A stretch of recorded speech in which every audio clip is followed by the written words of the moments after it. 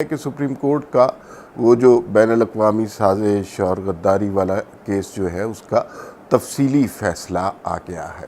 اس تفصیلی فیصلے میں جو باتیں ہیں وہ جمہوریت کے لیے، پارلیمان کی بالادستی کے لیے بڑی خوش آئند ہیں، ان کے اوپر ہم بات کریں گے۔ اس فیصلے میں کیا لکھا، کس نے اضافی نوٹ لکھا، کس نے اختلافی نوٹ لکھا، تمام ججز کا متفقہ فیصلہ کیا تھا، کس بات پر وہ سختی سے قائم تھے، اور اس فیصلے کے نتائج عمران خان پر، ان کے بیانیے پر، ضمنی انتخابات پر اور پی ٹی آئی پر کیا ہوں گے، اس حوالے سے تفصیل سے بات کریں گے۔ دوسرا جو بڑا اہم واقعہ ہوا کہ بالآخر آئی ایم ایف سے پاکستان کا معاہدہ طے پا گیا ہے اور 7ویں اور سٹاف لیول کا ایگریمنٹ ہو گیا ہے۔ بس اب ایک تھوڑی سی اپروول بورڈ کی جانب سے ریکوائرڈ ہے۔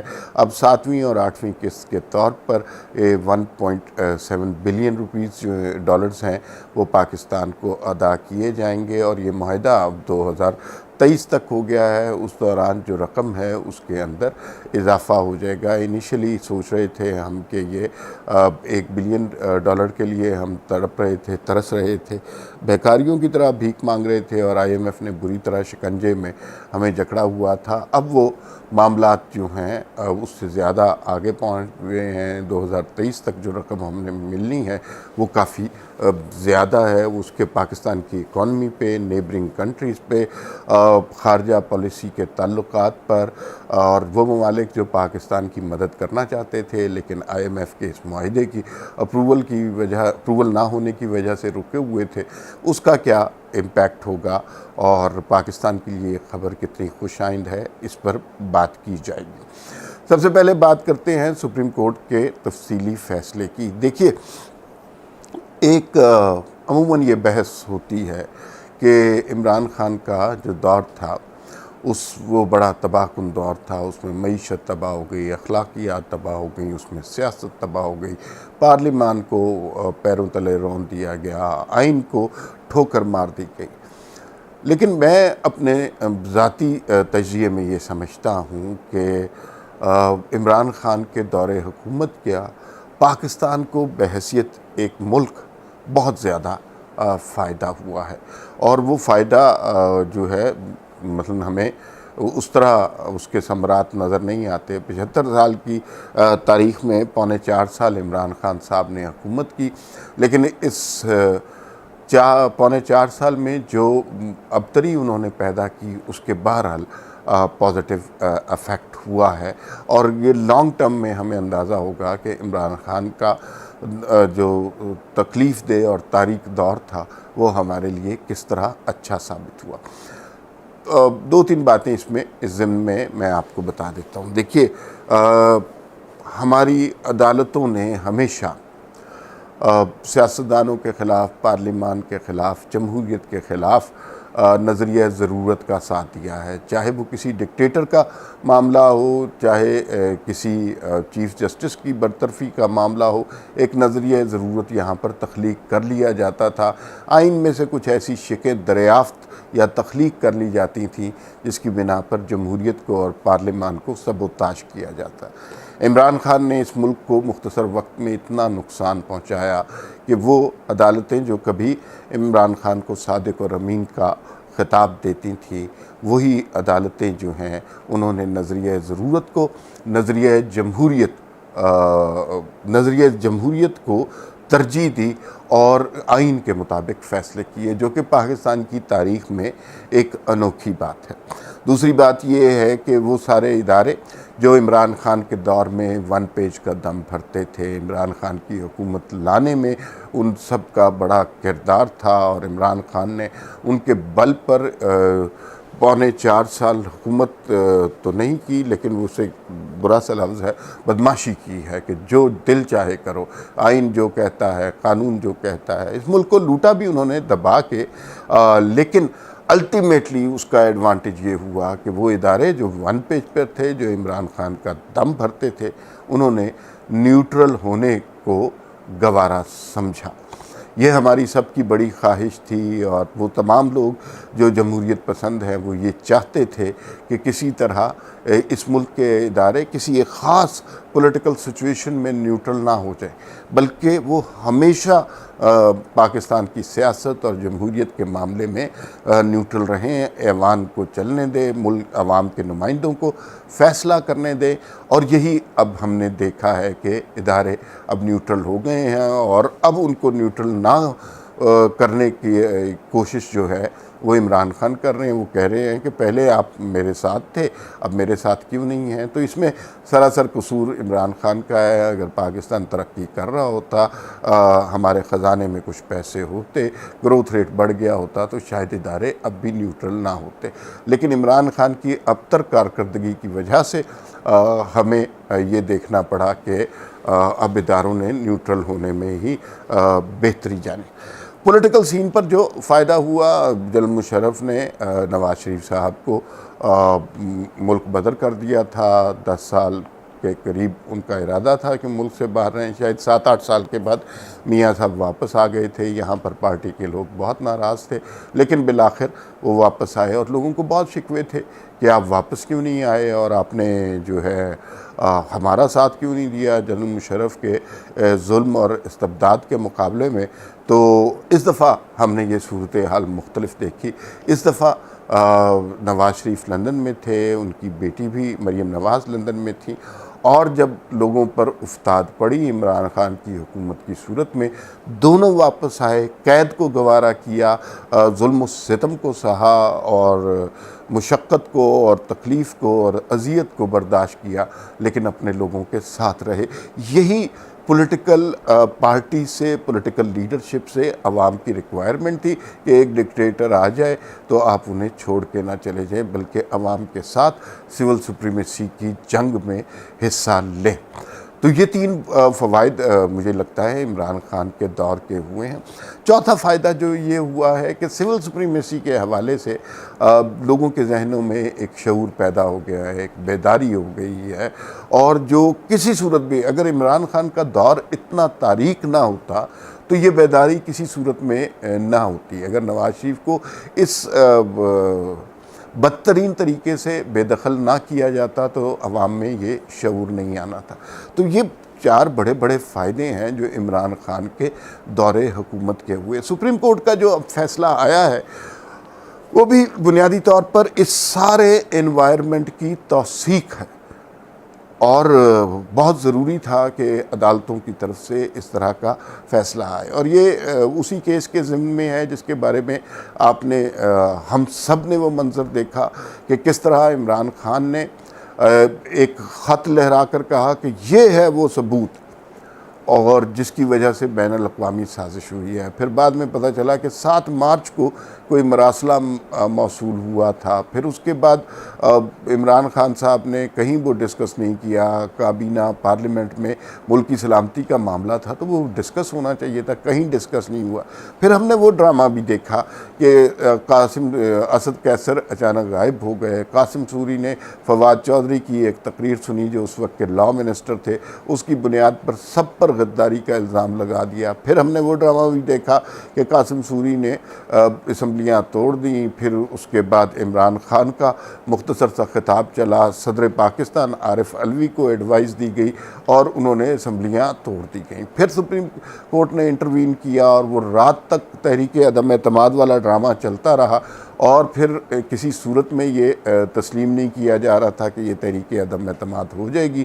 اور پھر اس عدم اعتماد کے بعد ہم نے دیکھا وہ پریزنر وینز بھی آ گئیں، اور بالآخر عمران خان کو ایک قانونی، آئینی اور جمہوری طریقے سے پاکستان کی تاریخ میں پہلی دفعہ وزارت عظمیٰ سے بے دخل کر دیا گیا۔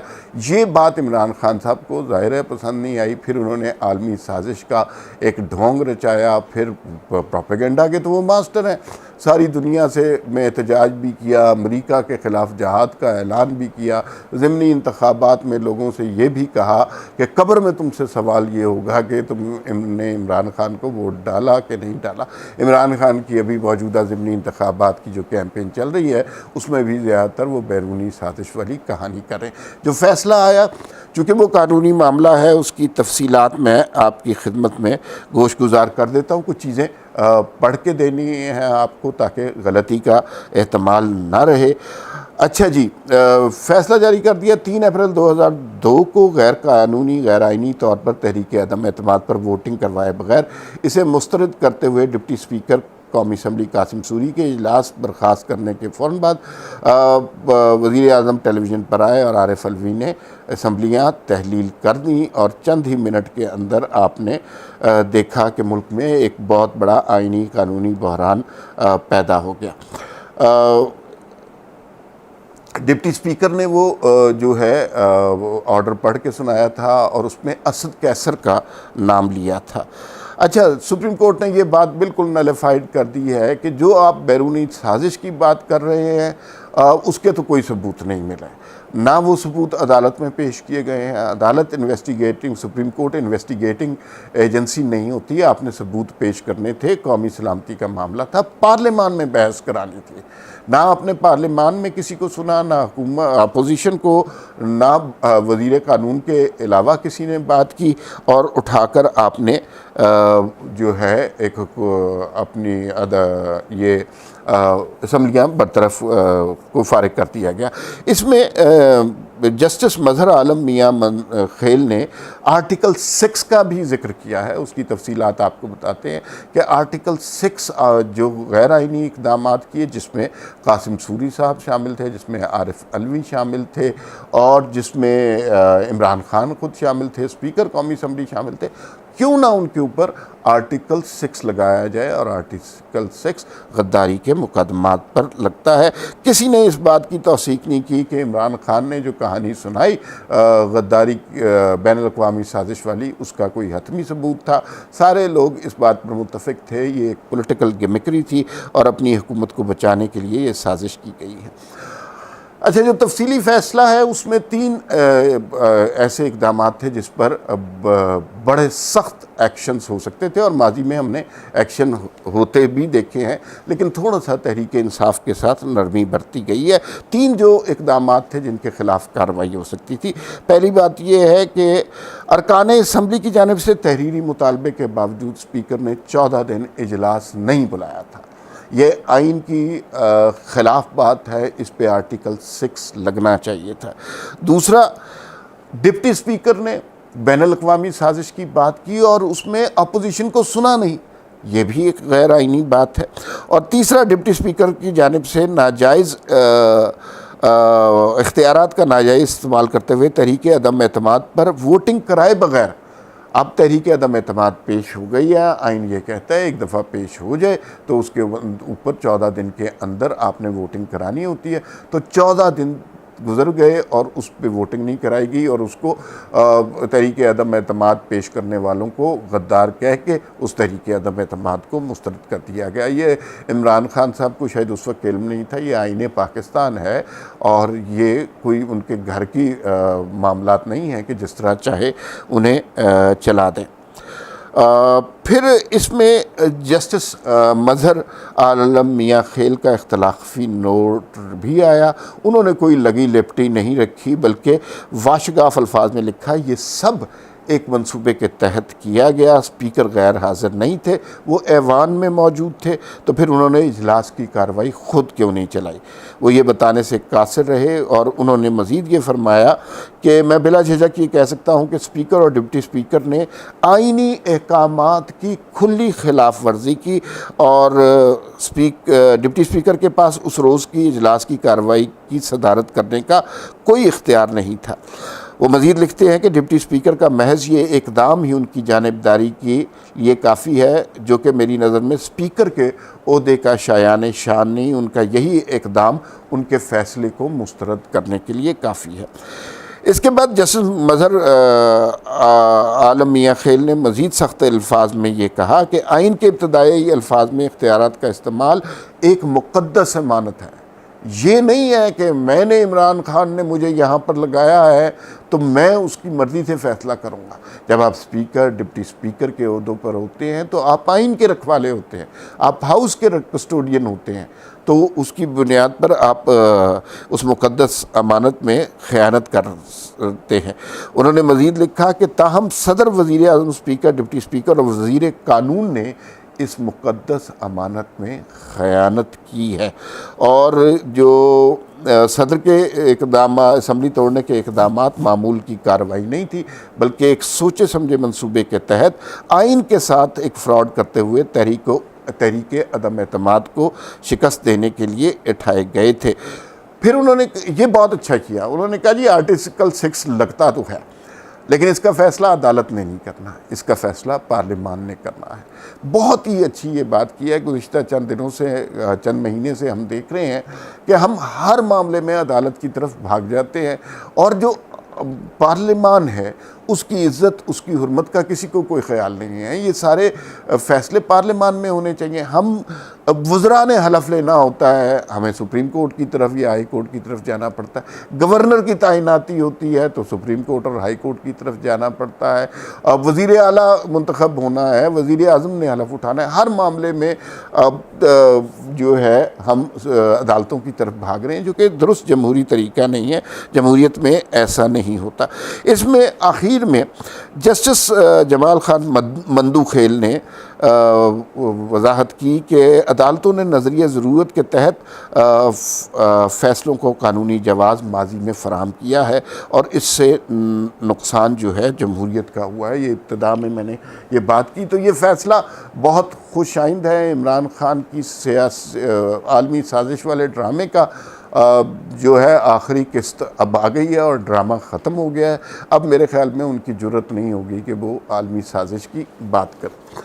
اب دوسری خبر کی طرف آ جاتے ہیں۔ IMF سے جو معاہدہ سٹاف لیول پر ہو گیا ہے، پاکستان کو بڑے ناک سے لکیریں لگوائیں، بڑے منتیں ترلے کرائے، کیونکہ وہ عمران خان اکانومی کو ایسی جگہ چھوڑ کے چلے گئے تھے کہ جہاں اب ہمیں IMF کی ماننے کے سوا کوئی چارہ نہیں تھا۔ لیکن بہرحال سٹاف لیول کا ایگریمنٹ ہو گیا ہے، پاکستان کی کٹی میں پیسے آ جائیں گے، اور جیسے یہ پیسے آئیں گے سعودی عرب، قطر اور چائنا سے بھی ہمیں پیسے آنے شروع ہو جائیں گے، جس سے IMF کی معاہدے کی لیجیٹمیسی دوسرے ممالک کو درکار ہوتی ہے، کیونکہ دنیا میں اب جو مسائل ہیں، ٹیررزم ہے اور اس طرح انوائرمنٹ ہے، یہ مسائل اب گلوبل ایشوز بن گئے ہیں، کوئی ایک ملک اس پہ ڈکٹیٹ نہیں کر سکتا۔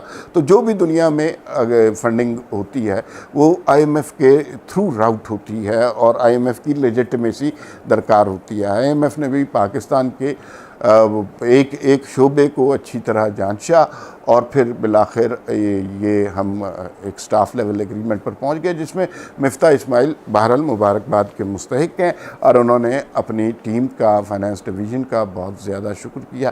اس سے اور ایک اور بات جو ٹیلی ویژن پر چل رہی ہے، مفتاح اسماعیل نے یہ بھی کہا کہ پیٹرول کی قیمتیں کم کرنے پہ IMF کو کوئی اعتراض نہیں ہے۔ اس سے ہمیں یوں لگتا ہے کہ یہ جو بین الاقوامی مارکیٹ میں پیٹرول کی قیمت میں اضافے کی وجہ سے جو قیمت بڑھی تھی وہ اب ہم کم ہوگی، اور پنجاب کے جو ضمنی انتخابات ہیں اس سے پہلے سبسٹینشیل ڈکریز آئے گی، کیونکہ اب IMF کو اس پر اعتراض نہیں ہے، ورنہ تو ہمارے ہاتھ پاؤں بندھے ہوئے تھے۔ یہ دونوں خبریں، ایک تو سپریم کورٹ کا تفصیلی فیصلہ اور IMF کا معاہدہ، یہ پاکستان کے لیے بہت خوش آئند ہیں۔ توقع رکھنی چاہیے کہ مستقبل قریب میں پاکستان ایک بہت سٹیبل، پرامن ملک ہوگا، اور ان فیصلوں سے، ان اقدامات سے ایک بات بڑی واضح ہو رہی ہے کہ عمران خان جو ڈرامہ اس ملک کے آئین کے ساتھ کر رہے تھے، وہ ڈرامہ اپنے انجام کو پہنچا۔ تفصیلی فیصلے کے بعد آخری قسط جاری ہو چکی ہے، بین الاقوامی سازش کا ڈرامہ ختم۔ YouTube پر گوگلی ٹی وی دیکھنے کے لیے youtube.com کی سرچ بار میں گوگلی ٹی وی ٹائپ کریں۔ گوگلی ٹی وی کے پیج پر سرخ رنگ کے سبسکرپشن والے بٹن پر کلک کرنا نہ بھولیے۔ YouTube پر اپلوڈ ہونے والی ویڈیو سے باخبر رہنے کے لیے بیل آئیکن پر کلک کیجیے۔ آپ کو ہر نئی آنے والی ویڈیو کے بارے میں نوٹیفیکیشن موصول ہو جائے گا۔